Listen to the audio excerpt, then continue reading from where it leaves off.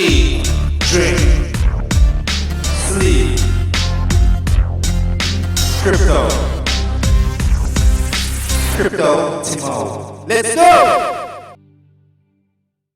Our governance system uses an ESN, so Ethereum name server, which is a decentralized domain that we are that we've deployed, and we're utilizing the snapshot API in combination with our decentralized domain to take snapshots of the blockchain, specifically the Pigpen contract, and we're allowing people to vote based on their stake of the Pigpen contract. Now,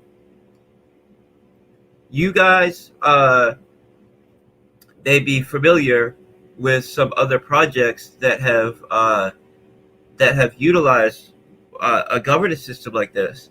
One thing that's pretty cool and innovative about ours is we wrote our own custom contracts to be able to do it in a very innovative way. So we're not just accounting for pigs in people's wallets, right? Because Snapshot and the API that we're utilizing by default is set up to allow people to vote based on tokens in their wallet.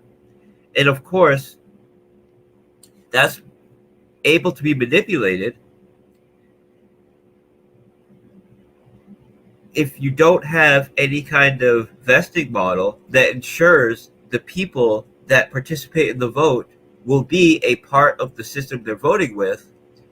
Then there's a little bit of a vulnerability there where someone could buy a ton of a token just to influence a vote for some short-term gain, or just to cause fun or whatever, and then sell those tokens, and now they don't have to live with the decision that they just made. So what we did was we created our own custom contracts, which pulled the data from the Pigpen, and it looks at the depositor value of the Pigpen, and it feeds this data to the Snapshot API. So when the proposal is made, it takes a snapshot of the balances on the Pigpen contract and the addresses associated with those balances, and it treats it as if they are the holders of those tokens. So it allows them to vote as if the tokens were in their wallet, because that's how the Snapshot API works, but in reality, they're staked in our contract. And we did this so the people who are voting on the system are voting as owners of the protocol through staking in the Pigpen contract. And this ensures that, for one, they are legitimate investors in our protocol.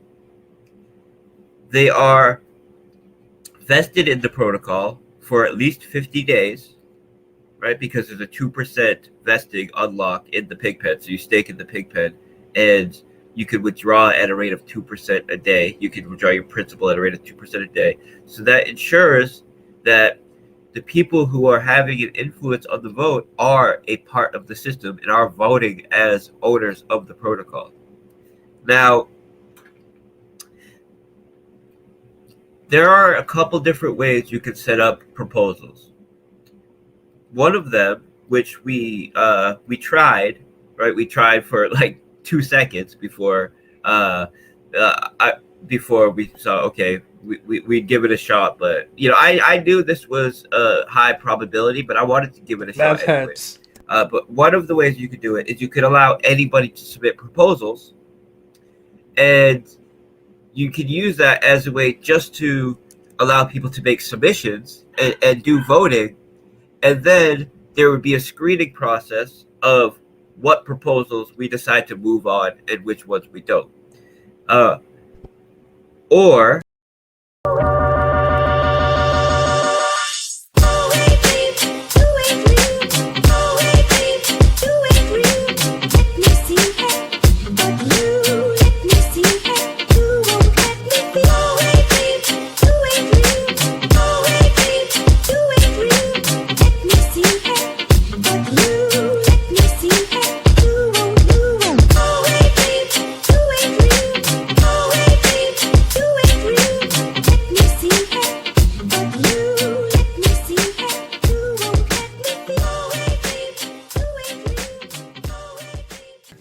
you can do it in a way, The which is the way methods that we'll be doing it, where like slavery.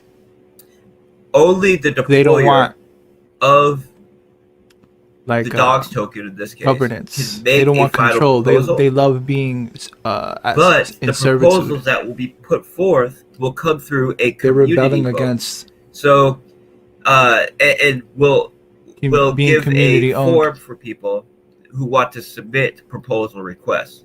And this way, we won't have a situation like we had this morning, which we knew would be likely, but we wanted to give people a chance anyways, right? Where people will use the ability to submit proposals to get across some message that is whatever, to promote their scam project or cause trouble or whatever the case is, right? And right, if you have a system that's open to, in our case, we have something like 150,000 active users. There's going to be one or two of them that will have their own incentives that have nothing to do with the health or quality of the project, that will want to use the proposal system to submit a proposal to promote some link or shill a scam or just write some message or whatever. So if you guys read the Medium article, you'll see that I wrote in the Medium article that the AFD deployer would be the wallet that is the one that can submit final proposals, and that's the way it's set up now. I wanted to give a chance to see if we could allow everybody to submit proposals and then have a filtering system there, but as expected, people will try to take advantage of that. So the way that we're going to handle it is for things that are obvious, things that we know everybody wants, we know that we need, such as how often we'll do the pig pen injections, right? This is something that we know we need to have a vote on. So there's no point to having some community-based submission process for that.